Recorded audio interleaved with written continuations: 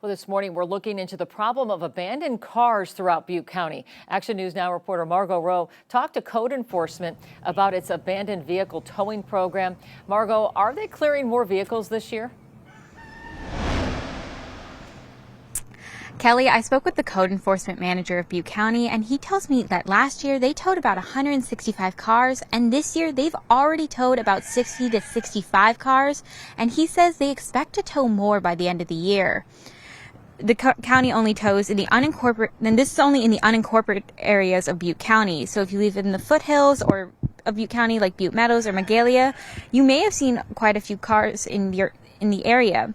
Chris Jellison for the county's code enforcement says it's best to report these cars if they're on city streets or public property, because in terms of environmental impact, if the vehicles are a fire risk, he says the risk could vary depending on the car.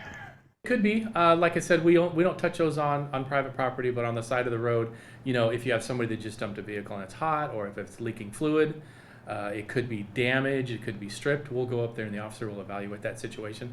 And there have been times when we just immediately tow it, depending on the circumstances. If it's a life safety or health factor, then we'll immediately tow it.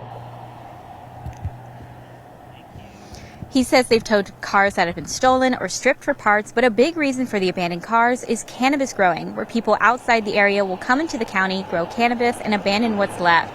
And coming up in the next half hour, I'll go deeper into the connection about cannabis growing and abandoned cars and what you should do if you find one.